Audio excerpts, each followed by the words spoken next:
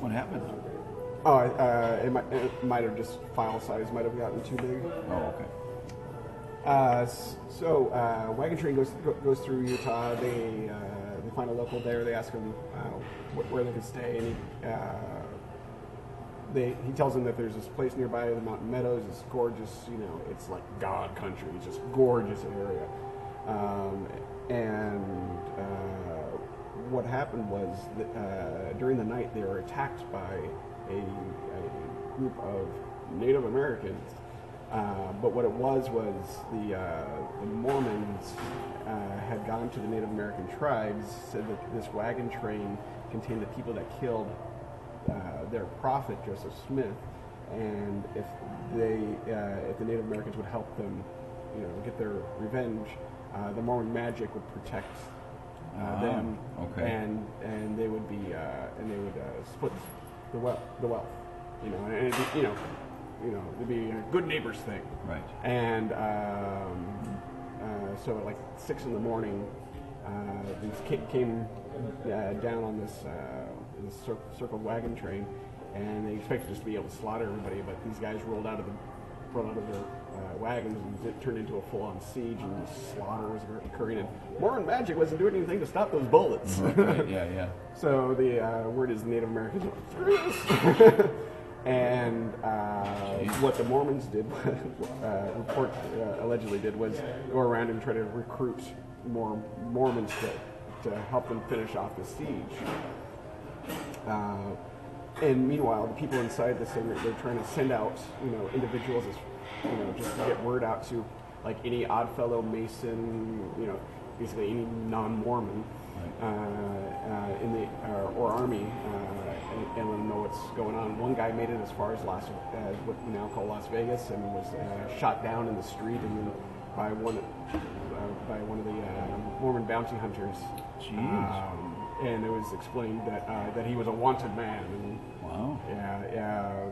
Eventually, and a lot of the Mormons, some of the Mormons did say, "No, I'm not." Or they showed up there and like, "No, I'm not killing these people." And, but what ended up happening is, after the siege had been going on for a while, 2 of the Mormons disguised as Union soldiers went down to the camp and explained that they had talked to the native tribes. And by the way, the Mormons were disguising themselves as Native Americans as they were attacking this place. Right. So the soldiers go down and say that they've negotiated a peace with the tribes, but they're going to have to leave everything here, and they will escort them to the nearest fort. So they take out all the men in one group and all the women and children in another group, and start leading them towards the fort, and then just lay waste to them in the fields. They just killed everybody, except for children under, like, really young children, which were distributed and adopted by Mormon families in the area. There was some rule, under a certain age, they're still savable. Right. Yeah. And they just, and the next day, they went out there and they just kind of, field stripped everything, but they left the corpses there. Well, word got out to a U.S. colonel, I believe, up in the Portland area, came down, and this valley was just strewn with human remains. Animals had been just kind of pulling on it. It was like, a true kind of perfect paradise with both hell on earth, And they collected all the bodies. He and the soldiers collected all the bodies together and kind of built this stone coverage for this mass grave, put a cross in it, and wrote across it, "Vengeance is mine, saith the Lord." Wow. And his, where it is, Mormon leadership came down, saw the cross on their property, considered it kind of an act of war because the cross is not their symbol, and had the cross dragged behind a wagon until it was nothing but splinters in the road.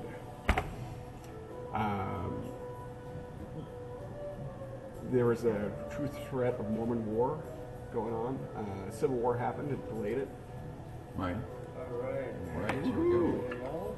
Eventually, one man was found guilty, and he was. Chicken soup right here. Alright. Anything else for now? Or? Did you want the lentil Yeah, soup? my. Oh no, I was just gonna have my tabbouleh. actually, Tabbouleh, that's yeah, all I had. for sure. Yeah, that'd be great. Cool. Thank you. If you decide to venture off the vegetarian path, let me know. Otherwise, It doesn't happen. It looks. look at that. Look at that. Look at that. That looks pretty. That's so impressive. The presentation is really good, really charming, and it does smell good. Unlike a lot of meat stuff for me, it actually smells pretty good. It tastes good too. Oh yeah. And the egg is the right way to go. Wow, with an egg, a little egg baked on it. That's so cool. Put an egg on anything.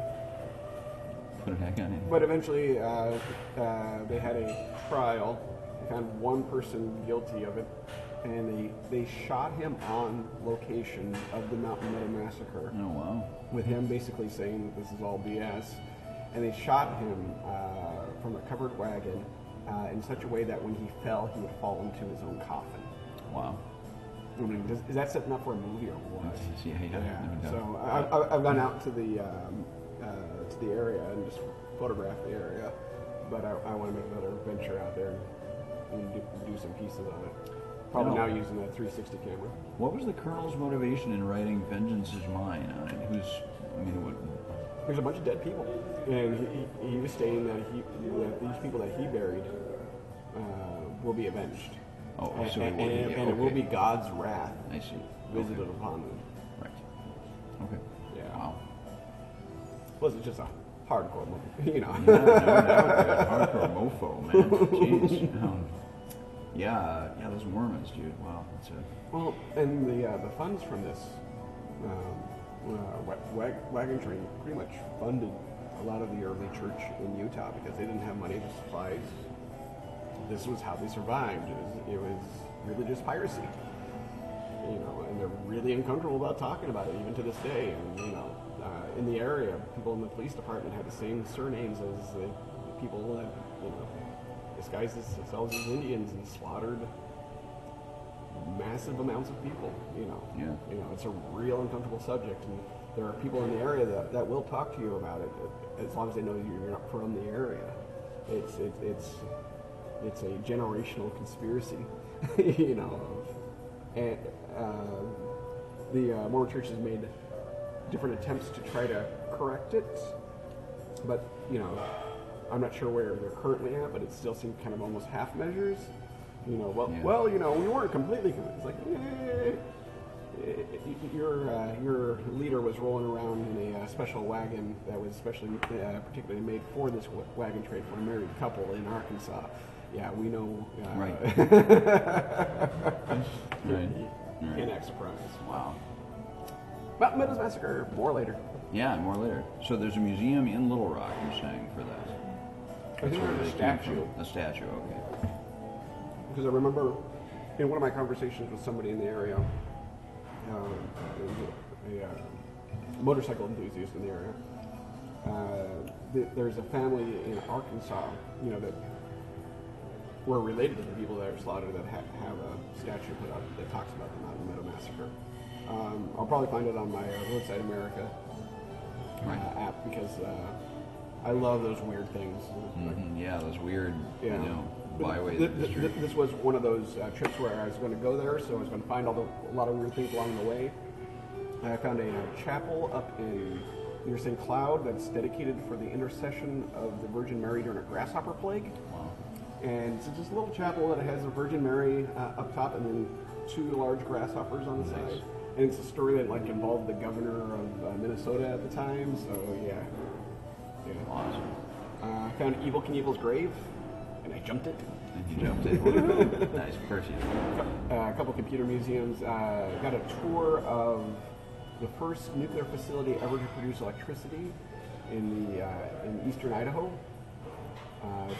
It's near a almost abandoned town, but I might buy some property in the nearby Atomic City because it's where all these nuclear physicists lived when they were working on these projects. projects. Right.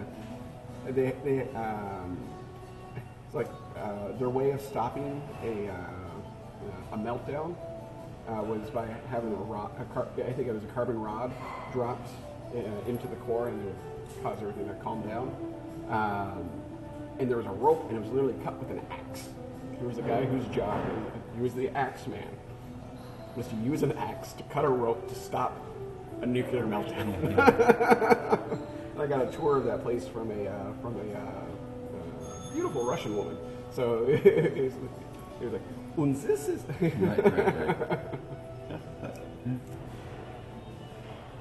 In the parking lot of it, they have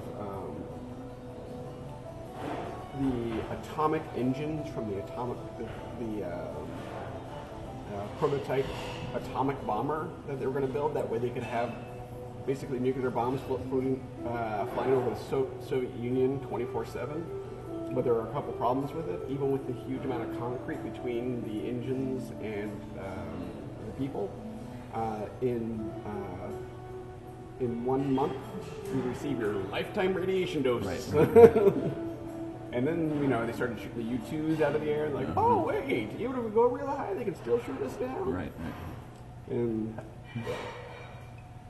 but they have nuclear jet engines. Wow. What kind of jet engines, right? Nuclear? There you go. Very good. Wow, cool. That's amazing, huh? Yeah. So what do you do during the summer? Well, my wife and I run this little theater in Maine, the Acadia Repertory Theater, which is a summer stock theater built into the Masonic Hall in Soamesville, one of 4 Masonic halls on Mount Desert Island, although it's, I think it's by far and away the most active of them. The one in Bar Harbor, in fact, is for sale, just for want of members anymore. And it's also, the town grew up around it and got too big. Oh, yay. Got everything here. Oh, this is great. Spectacular. There you go. 2 boys on the side. Beautiful. Great. What are your favorites? Shilla. There you go. Oh, fantastic. All right. What is your mom's name again? One more time. Sipal. Sipal. S-I-P-A-L. It's like a part of a flower or something. That's what it is. Like a I just found out about that. Oh, wow. What does that mean? Like after so many years. Sipal. Yeah. Yeah. A Kurdish name. presumably. It's a Kurdish name. Yeah. It's not Arabic, so it's definitely Kurdish. Yeah. With a P. Like Arabic doesn't have a P letter, so only Kurdish language has a P letter. So they have a B. The Arabic has B, but not P. So Right. Kurdish. Yeah. So did you grow up speaking Kurdish, or do you know? I grew up in Mosul, so I grew up my God, in like you're a from Mosul. Kurdish, it's like the Nineveh province over Right, there, yeah. and it was all Arabic, so everybody spoke Arabic except at home I would speak Kurdish. So a lot of Kurdish families were there, but it was not the majority, it was a minority. So, Yeah, sure. yeah, but then when I became to the United States, so all of my family moved to Kurdistan. When did you come to the U.S.? When? It was December 2001. So it was almost 2002. So it's been a while. It's been like 16 years, so like 15 years. So. You were a kid? Yeah, I was 14. So I went to school. I actually went to 8th grade. I repeated it twice because I speak English. So, but it took me like 2 years to learn it. So English is not the hardest language. Your English is far better than my Kurdish. Compared to Arabic, Yeah. I get a lot of people complain that speak, Kurdish and Arabic, yeah. But yeah. It's one of the things about English is that, say what you will about it, it's pretty easy to learn. It's not like French. French is the other one that just drives me French and crazy. German, It's deliberately hard It's to also a learn. user modifiable tool. Yeah. Because you can make up a can word, make but up if a the word. intention is understood, hey, People get it. new Yeah, word. exactly. What's good, like Arabic too, like it has like gender for everything. Like a table has a gender or a car has a gender. In English is not, so it's easier. You know what I mean? exactly. Everything is. Yeah. One of the difficulties of French. There's the gender thing. Yeah. French and Spanish and Yeah. other ones too, yeah. So tell me, did you come to join family that were already here? Yeah, well, my dad was already here. So what happened is he was a refugee. So he was a refugee in Turkey. He ran away from Saddam. So he was a refugee over there, and somebody from the UN found him. They liked his cooking, and they were like, "Watch from the US." And he came here before me. So he came here at 1997. So they came here and opened a restaurant. That's when he opened the Babani's one until and then he married my mom, and he brought me and my brother and my mother here. So And you were in Mosul. I was in Mosul, yeah. So we were in Mosul, which back when this was in 2001. So Saddam was still in power, so nobody can leave Iraq. So what happened? The only way they can leave if you have a issue, like a health issue. So I told him, we told him that we have heart problems and stuff. We went to Syria. From Syria, we stayed there for 2 weeks. We went to Jordan, stayed there for 3 months, and then we flew here. Wow. So, yeah. So we had to, So it took a while. But how did your mom know your dad, your father? Oh, they knew each other from back home. So He's your stepfather. yeah, he's my okay. stepdad. Yeah. Okay. They knew each other from back when they were in high school In and high stuff school, like that. okay. Yeah. So they were so they have a little history, they knew each other, and then he knows my family, and Wow. that's how we met. It's very sweet. Yeah, it's a long story. It's a good we have story. we have a different story too on the menu. It's about a couple that opened the restaurant Yeah, like that. I know. Yeah. But I think they moved to San Diego. Yeah. Okay. I wondered. I didn't want to ask. I was like, what happened to Gail, who is the one who has the qualities that he found delightful or something? Yeah. She was the mother of that one woman found my stepdad in Turkey. Okay. So she was her mom, and okay. that's how we opened the restaurant. I see. Yeah. Yep. Wow. But the food is Okay. fantastic. Yeah, sure. The truth comes out. Thank you. So Yeah, you guys can enjoy it. Thank you. All right, we're here to talk about the food. Although that's Have great. some of that food. I've always wondered about the story behind this place because it doesn't. There's a long bit of lore on the menu about a Kurdish warrior that came here and was delighted to find that American women have some of the qualities that he liked in his own tribe, and etc. But in fact, he says something about. Oh, actually, there's something here that we have to share with your viewers, which is the quote in here is he heard a reporter on the radio saying, "In Minnesota, the women are strong, blonde, and beautiful. Their children are far above average." Which almost certainly is a quote from a Prairie Home Companion, right? A misquoted Prairie Home Companion story. Because that's the joke. All the children are above average in Minnesota. So, Prairie Home Companion. Yeah. You and I here today. Yeah. How long have you worked on Prairie Home? Oh my God, it's been. I think in 1995, we came through the Fitzgerald with an Anne Frank staged reading of bits of the diary of Anne Frank that Bain Belke from the Jungle had put together. We toured it. We were touring it around. We came to the Fitzgerald, did a couple of shows. I already knew Tom Campbell, who is our guru and favorite boss. I already knew him, but after this, we did this thing a few times, and then he put me on the list, on the house list. So it's probably been 22 years or something, and ever since then I've worked. I don't know. I bet the average number is about half a dozen days a year or something. But all these years that's been going on, and I've really watched. It's gone through a lot of phases. There was really a family feeling to that place for some time there, and I still think it's a fabulous place to work. But it's changed. Some people have come and gone, and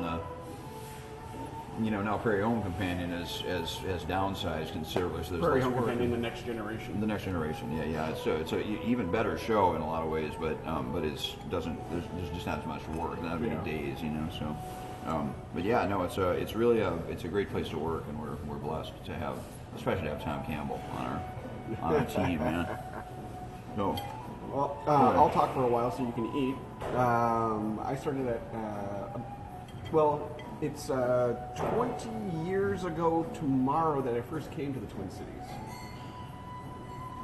I was in Boise, Idaho, and I told the manager of my coffee shop I was working at, but I truly thought of her managerial abilities after the place almost burnt down for the third time that week. My answer was more ashtrays and fire extinguishers. Her answer was to burn sage to cleanse the aura of the place. And we agreed that we probably shouldn't work together anymore, and I walked home and I was trying to figure out what I was going to do for a job, and when I got home there was a message on my answering machine offering me a job at the Guthrie lab if I could be in Minneapolis in 2 weeks.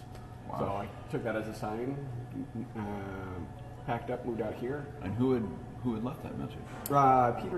Peter Still, a sound designer. I think you know Peter. And he also allowed me to stay at his place. So, you know. And you knew him tangentially? Or I knew him because he was a sound designer at the Idaho Shakespeare Festival, where I also worked with Tim Knox, who was the one that when they were looking for a board operator. And Tim mentioned me, and I had filled in for Tim at a production of the Guthrie's Christmas Carol at the Morrison Center in Boise, Idaho. Right. Yeah. It's amazing how these things happen. When you're a theater freelance person, and you just sort of answer the phone, and somebody says, "Oh, how about this?" and you go, "Sure," and then you look back and you go, "My God, that was my entire life changed right there." You would not have Gemma.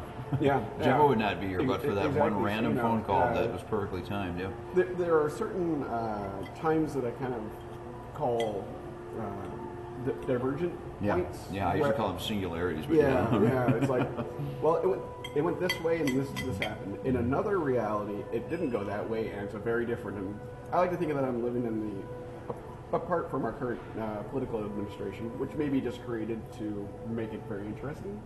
Exactly. I like to think I live in a pretty positive time stream. Like I remember the first time I went to London, and I was in Camden Town first night. And I popped out of the tube. I was going to go down to Electric Ballroom, and this woman saddles up next to me. Just looks like Emma Peel, the Avengers. Just gorgeous, tall brunette, just outfit, leather.